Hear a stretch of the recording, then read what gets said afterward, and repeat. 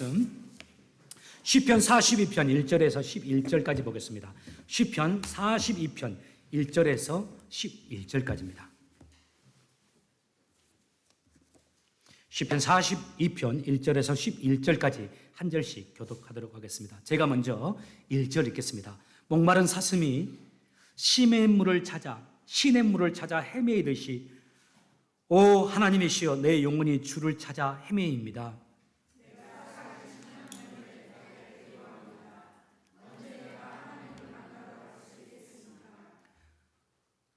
낮이면 낮마다 밤이면 밤마다 내 눈물이 양식이 되었습니다. 사람들이 언제나 내게 말합니다. 너의 하나님이 어디 있지?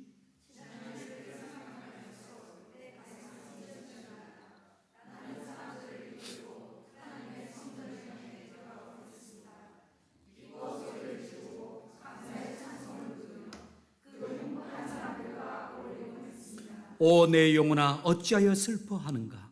왜 그렇게 속상해하는가? 하나님께 희망을 가져야 할 것이다. 나를 구원하신 분이시며 나의 하나님이신 그분을 마땅히 찬양해야 할 것이 아닌가?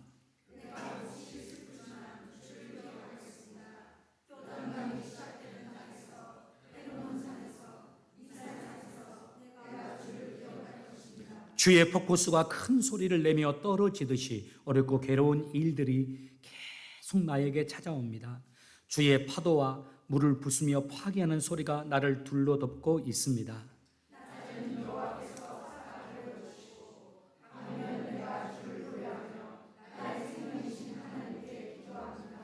나는 나의 바위가 되시는 하나님께 외칩니다. 왜 나를 잊어버리셨습니까?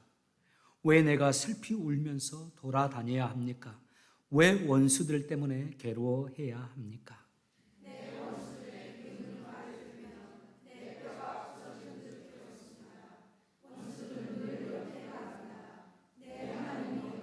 같이 읽습니다. 오 내 영혼아 어찌하여 슬퍼하는가? 왜 그렇게 속상해하는가? 하나님께 희망을 가져야 할 것이다. 나를 구원하신 분이시며 나의 하나님이신 그분을 마땅히 찬양해야 할 것이 아닌가.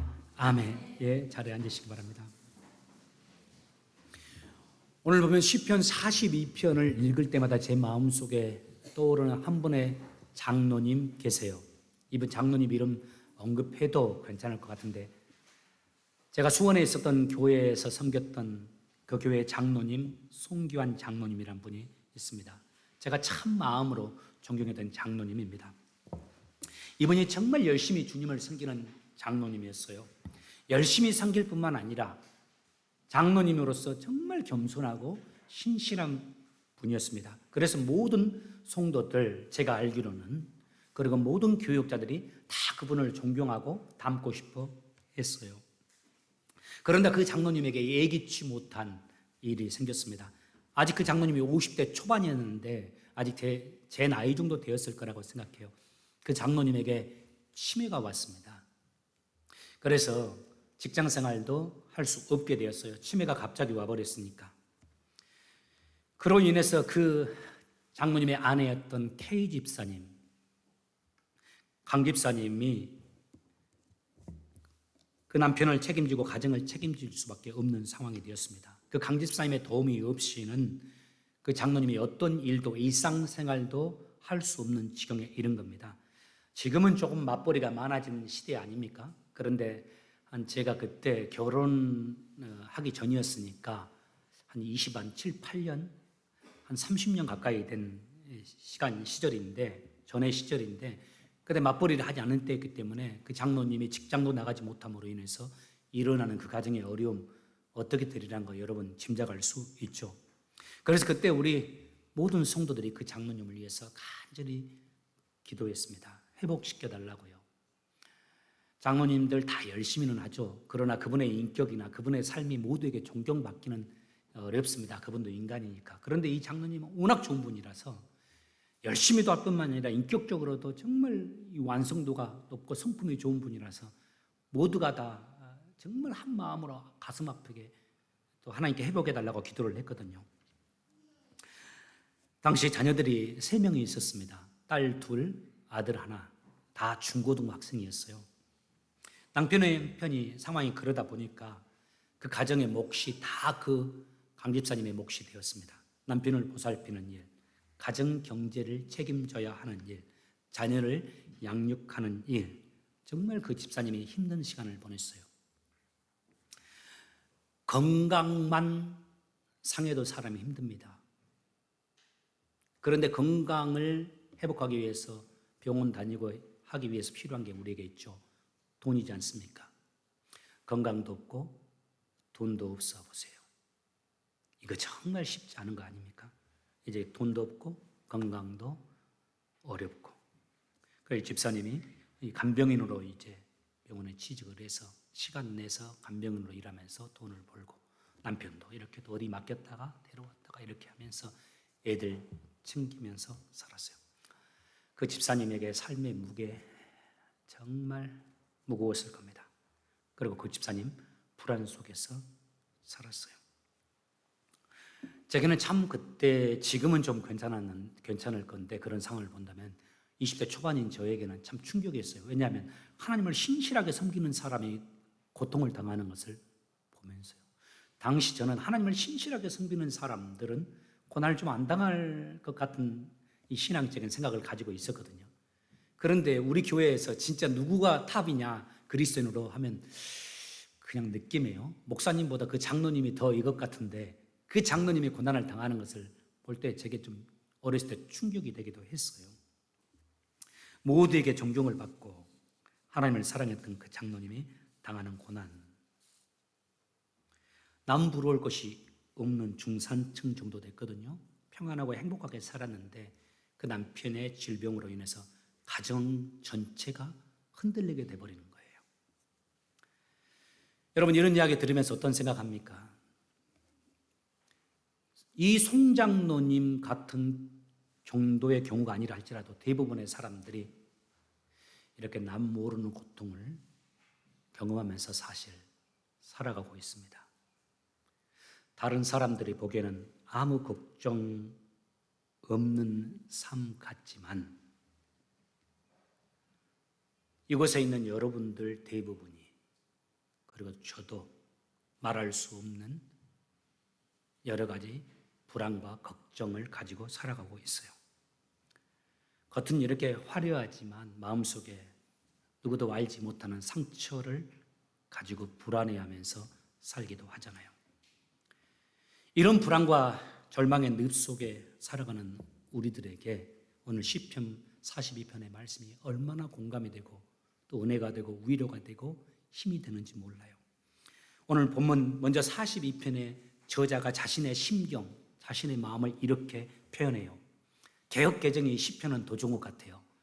시편 오늘 본문의 5절에서 이렇게 말해요. 내 영혼아, 내 영혼아, 자기를 보면서 말하는 거예요. 네가 어찌해서 이렇게 낙심하며 어찌해서 네 속에서 이렇게 불안해하느냐. 또 6절 상반절에 보니까 내 하나님이요, 내 영혼이 내 속에서 심히 낙심되어 있습니다. 또 9절에서 내 반석이신 하나님, 하나님께 내가 말하기를 하나님 어찌하여 나를 이렇게 어렵게 하십니까? 나를 잊으셨습니까? 11절에 또 이렇게 말하면서 마감을 해요. 내 영혼아, 어찌하여 낙심하며 어찌하여 내 속에서 불안해하는 것. 지금 본문을 시편을 지은 시인이 아주 흔들리고 있죠. 자신의 직면에 있는 현실의 어려움으로 인해서 그가 불안해합니다. 그러면서 불안하면서 자기가 먼저 이렇게 자신에게 질문하죠. 5절에서 내 영혼아, 자기 자신에게 어찌하여 이렇게 낙심하고 왜 이렇게 불안해하느냐. 또 11절에서 내 영혼아, 어찌하여 이렇게 흔들리고 불안해하느냐. 저는 이 고백을 하고 이 질문을 하는 이 시인 깨어있는 자라고 생각해요. 왜냐하면 사람들이 불안해하고 힘들 때 자기 내면의 불안해, 너 왜 이렇게 불안해하니? 이렇게 성찰 못하거든요. 보통 불안하니까 정신없이 살 뿐이고 오히려 망가지고 거칠어지고 또 한스러워하고 한탄하고 사람들을 원망하는데, 이 사람은 자기를 성찰하고 자기를 보아요. 그러나 자기가 너무 흔들리고 있으니까 너 왜 이렇게 불안해하니? 자기 자신에게 말하는 거죠. 왜 이렇게 너 흔들리니? 이렇게 말하는 겁니다. 그가 또 하나님의 사람이라는 것을 알 수 있는 구절이 9절이에요. 9절에서 그가 말하기를 나의 바위이신 하나님, 이렇게 말을 해요. 나의 바위이신 하나님, 어찌하여 나를 버리셨습니까? 개역개정에서는 나의 반석이신 하나님, 나를 어찌하여 이렇게 어려움 중에 나를 두고 계십니까? 이렇게 표현하죠. 나의 반석이다. 여러분, 반석이란 게 뭡니까? 사람이 딛고 서는 것을 말합니다. 내가 의지하며 사는 것을 의미해요. 또 바위라는 것은 뒤에 숨기도 하는 것을 의미합니다. 내가 진짜 하나님을 의지하고 하나님 위에서 하나님을 믿고 의지하면서 하나님과 함께 살아가는 사람이라는 거죠. 그런데 그 사람에겐 너무 큰 어려움이 다가와 있는 거예요. 그래서 그에게 다가온 이 어려움의 강도가 너무 크니까 감당하기 힘들어 하면서 이렇게 질문하는 거죠. 하나님, 나의 반석에 쓴 하나님, 어찌하여 저를 이렇게 잊으셨습니까?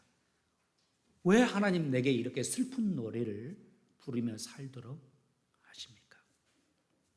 풀었으면 이거죠. 내가 의지하는 하나님, 능력이 많으신 하나님, 당신께서는 왜 이렇게 나를 이 곤란함 속에 두셔서 나를 이렇게 불안하게 만드십니까? 하나님, 제가 너무 불안하고 힘듭니다. 이 이야기를 하는 겁니다. 그런데 그를 더 힘들게 하는 것이 본문에 나와요. 그가 표현합니다. 3절에서 그가 더 힘든 부분을 하나 표현합니다. 3절, 사람들이 종일 내게 하는 말이 내 하나님이 어디 있느냐 하오니 내 눈물이 쥐하로 내 음식이 되었도다.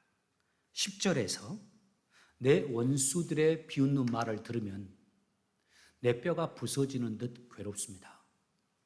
원수들이 이렇게 말합니다. 내 하나님이 어디 있느냐? 믿지 않는 사람들이 인생의 어려움을 겪고 있는 나를 보고서 예수님 믿더니 저게 뭐야? 하나님이 있어? 네 하나님 어디 있어?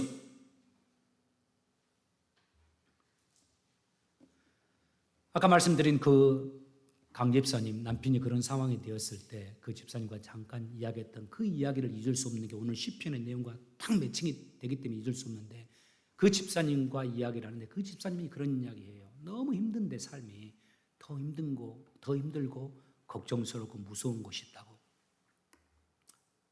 장로로 섬기는 교회의 장로가 이렇게 되어서 사람들이 하나님 있으면 어떻게 저럴 수가 있어? 하나님이 계시면 어떻게 송장로님이라는 저 사람이 저렇게 될 수 있어 하면서 하나님의 영광을 우리의 질병으로 과리웃게 될까봐 정말 걱정이라고. 보통 사람들은 자기가 병이 들면 내 이미지가 안 좋아지고 내 체면이 떨어질까봐 그걸 걱정하죠. 그런데 이 강 집사님도 그러하고 이 사람도 힘든 게 사람들이 하나님이 어디 있느냐, 네 하나님이 어디 있느냐 하는 것이 두려운 겁니다. 힘든 겁니다. 나의 어려운 환경으로 인해서 내가 고통당하는 것도 힘든데 그런 내 형편을 보고서 사람들이 나의 하나님을 폄하하고 내 신앙을 폄하하는 그것을 볼 때 그가 더 힘들고 어렵다고 말하는 겁니다. 우리는 불안을 종종 느끼는 삶을 살아갈 수밖에 없습니다. 여러분 시편 42편을 읽으면서 어떤 생각하세요? 때때로 우리가 어려움을 당할 때 우리의 마음을 고스란히 담고 있는 것이 시편 42편이라고 저는 생각해요. 제가 여기서 설교도 하고 또 새벽마다 매일 설교하고 여러분에게 신앙적인 조언도 하는 목사 아닙니까? 그런데 그런 목사인 저도 때로는 낙심하고 불안에 휩싸일 때가 있습니다. 우리 가정에서는 제 별명 중에 하나가 있는데 이 걱정쟁이 또또입니다. 여러분 그 말을 알지 모르겠어요. 어렸을 때 우리 아이들이 아이들 책이 있잖아요. 여러분도 집에 가면 우리 엘리도 뭐 이제 미국어로 된 책을 읽을지 한국어로 된 책을 읽을지는 모르겠는데 아이들 집에 가면 책이 쫙 이렇게 있죠. 애들 책. 거기에 저희들이 사준 책 하나가 꽂혀 있는 책이 있었는데 걱정쟁이 또또였어요. 책 제목이 생일 파티에 아이들을 초대해 놓고서 아이들이 막 뛰놀잖아요. 그러면은 집이 흔들리면서 집 무너질까 봐 걱정을 해요.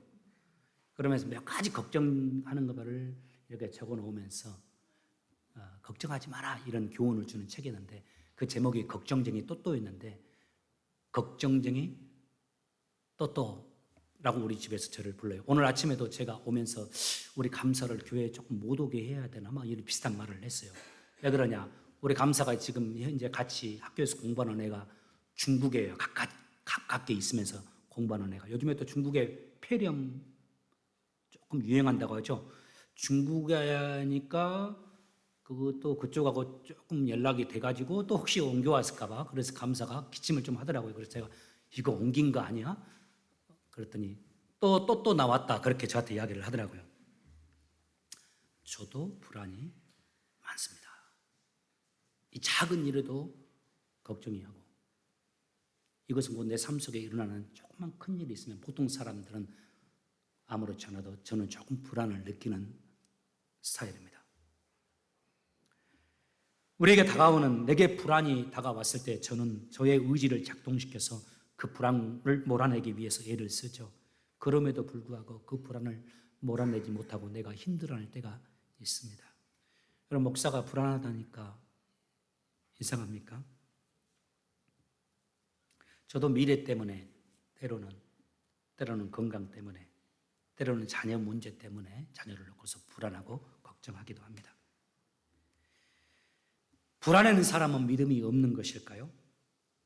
낙심하고 흔들리는 사람은 신앙인이 아닐까요? 그렇지 않습니다. 성경을 보십시오. 하나님께 쓰임받았던 사람들의 인생을 살펴보세요. 그들도 불안을 경험했고 불안 앞에서 흔들리고 어려워했습니다. 그리고 그 불안 앞에서 오늘 시인도 이 시를 적어간 것이죠. 예수를 믿으면서도 우리가 불안합니다. 하나님의 사람이면서도 우리는 불안하고 낙심을 느낍니다. 왜 그럴까요? 하나님이 우리를 그렇게 지었습니다. 하나님이 불안할 수밖에 없는 존재로 우리를 지으신 거예요. 불신자들만 불안하고 낙심하는 것이 아닙니다. 우리 그리스도인들도 불안을 느끼기도 하고 불안에 흔들리기도 합니다. 존귀한 하나님의 자녀들이나 불신자들이나 너나 할 것 없이 다 어려움 앞에서 마음이 흔들리고 불안하죠. 그런데 불안 앞에서 불신자들과 신자가 다른 점이 하나 있습니다. 하나님의 사람들에게 불신자와 다른 점이 하나 있어요. 1절을 한번 보시기 바랍니다. 이렇게 말하죠. 하나님이여 사슴이 시냇물을 찾기에 갈급함 같이 내 영혼이 주를 찾기에 갈급하나이다. 11절에 오 하나님 어찌하여 내 영혼아 어찌하여 슬퍼하는가? 왜 그렇게 속상해 하는가? 하나님께 희망을 가져야 할 것이다. 나를 구원하신 분이시며 나의 하나님이신 그분을 마땅히 찬양해야 할 것이다. 불신자들과 신자와 다른 점이 고난 앞에서 불안 앞에서 다른 점이 이겁니다. 하나님을 찾는 겁니다. 하나님께 희망을 두고 하나님을 바라보면서 나아가는 겁니다. 본문에서는 그것을 이렇게 표현했어요. 마치 사슴이 시냇물을 찾기에 갈급한 같이 시냇물을 찾아서 갈급해하는 사슴처럼 내가 하나님을 갈망합니다. 이렇게 말을 합니다. 많이 들어보셨을 겁니다. 팔레스타인 지역, 이스라엘 지역에 사는 사슴들의 특징이 하나 있습니다. 건기가 되면 들판에는 팔레스타인에 건기가 되면 들판에 물을 찾기가 여간해서 힘듭니다. 그때 짐승들이 본능적으로 물을 찾아서 이동을 해요. 그래서 사람들이 갈 길을 찾지 못했을 때 물을 찾고자 한다면 짐승들이 움직이는 것을 보고서 물기가 어디 있는지를 찾는다고 하는 말도 있어요. 특별히 사슴이 피가 뜨거운 동물이잖아요. 우리가 다 잘 아는 사실입니다. 피가 뜨거운 사슴이 이 팔레스타인에서는 그 건기 때 행태가 대단합니다. 물이 있을 만한 곳으로 정신없이 달려가 보고 물이 없으면 다른 곳으로 정신없이 달려간다는 거예요. 한국에서 저는 사슴은 보긴 했지만 사슴이 뛰어노는 것은 못 봤습니다. 미국 오니까 사슴이 진짜 도로에서 사슴 뛰는 거 봤지 않습니까? 우리 키도 넘을 만큼 막 뛰잖아요. 건기에 물을 찾아서 사슴들이 이리저리 뛰어다녀요. 여기에 물이 있는데 뛰었다가 없으면 저기로 뛰어다녀요. 물이 발견되면 그 주변에 사람들이 있음에도 불구하고 자신에게 위협이 되지 않을 정도가 되면 그 범위 안에서 물 가운데 거하면서 물을 마신다고 그래요. 시인이 고백하는 것이 이겁니다. 그 어려움 앞에서, 그 불안함 가운데서 사슴이 물을 찾듯이 하나님을 찾으면서 하나님께 소망을 두고 하나님께 희망을 두고 하나님의 도우심을 구하며 나아가는 겁니다. 여러분, 우리도 어려움 만납니다. 또 사람에 따라서 어려움을 자주 만나는 사람들이 있습니다. 그때 우리가 불안에 떨죠. 그럴 때 우리에게 사는 길이 있습니다. 바로 하나님을 찾고 하나님을 바라보는 겁니다. 더 간절히 하나님을 의지하고 하나님을 구하는 겁니다. 사슴이 시냇물을 찾는 것처럼 하나님을 찾는 겁니다. 하나님, 저는 하나님밖에 없습니다. 하나님, 나는 당신밖에 없습니다. 저를 도와주십시오. 저는 당신이 저를 도와주시지 않으면 나는 모든 것이 무너집니다. 나는 하나님만 바라봅니다. 하나님, 나를 좀 도와주십시오. 하나님, 나와 함께 해주십시오. 하나님, 나와 함께 가십시오. 하나님께서 역사해 주십시오 하면서 하나님을 찾는 겁니다. 하나님 앞에 더 간절히 나와서 더 하나님을 찾고 하나님을 더 의지하고 더 간절히 기도하고 하나님 말씀을 붙잡고 사는 것이죠. 돈이 없을 때, 그래서 불안할 때 사람들이 돈을 갈망하면서 돈을 더 찾잖아요. 우리에게 육체의 질병이 왔을 때 육체의 질병만 치료하기를 바라면서 치료만은 갈망하잖아요. 그 말이 아니라 하나님을 갈망하는 겁니다. 하나님을 찾는 겁니다. 하나님을 의지하는 겁니다. 하나님을 붙잡는 겁니다. 하나님께서 역사해 달라고 하나님을 의지하고 하나님 앞에 나아가는 겁니다. 오늘날은 돈을 갈망하고 성공을 갈망해요. 문제 해결을 갈망해요. 그런데 돈보다 성공보다 문제 해결보다 하나님을 갈망하고 하나님을 붙잡고 살아야 되는데 오늘날 우리가 놓치고 있는 것이 그것인지 모르겠어요. 진실로 주님을 갈망하면서 사는 겁니다. 특별히 내 삶에 어려움이 있을 때, 내 힘으로 해결할 수 없는 불안들, 답답한 일이 있을 때 여러분, 하나님 앞에 나오십시오. 하나님을 의지하십시다. 마태복음 11장 28절의 말씀을 늘 기억하시길 바라요. 예수님께서 우리에게 말씀하시기를 수고하고 무거운 짐진 자들아 다 내게로 오라. 내가 너희를 쉬게 하리라. 문제 다 해결해 준다고 먼저 말씀하지 않죠. 뭘 준다고 합니까? 쉼입니다. 마음에 불안함 가운데 있는데 그 불안함이 떠나가고 쉼이 있는 겁니다. 이 쉼이 우리에게 임하고 난 다음에 하나님이 우리를 향하신 당신의 선한 뜻을 이루어가는 겁니다. 그 장로님의 이야기를 이번에 한국 가서 들었습니다. 이제는 그 세 자녀가 다 하나님의 은혜 가운데 잘 살아가고 있어요. 한 분은 남편이 목회자에게 결혼을 해서 남편이 목사님이기도 하고 또 그 남편이 교수님이기도 해서 은혜 가운데 잘 것을 살고 있고 두 아이 또한 그 동생들도 하나님이 도와주시고 하나님이 인도해 주셔서 지금은 남부를 거 없이 하나님 잘 섬기면서 아름답게 살고 있다는 이야기 들었습니다. 사랑하는 성도 여러분, 우리의 삶에 좋은 일도 많이 있지만은 우리의 마음을 흔들리게 하고 어렵게 하는 일들이 있습니다. 그 일만 생각하면 가슴이 답답하고 도저히 내 힘으로 해결할 수 없는 일들이 있습니다. 자녀일 수도 있고, 내 사업장의 문제일 수도 있고, 내 미래일 수도 있고, 내 건강일 수도 있습니다. 여러분, 하나님께 다 맡기시고, 더 하나님을 찾으시고, 더 하나님 의지하셔서 그 어려움이 변하여 기쁨이 되어지고, 슬픔이 변하여 찬송이 되는 그런 일들이 여러분의 인생 가운데 펼쳐지시기를 주의 이름으로 축복합니다. 기도합시다.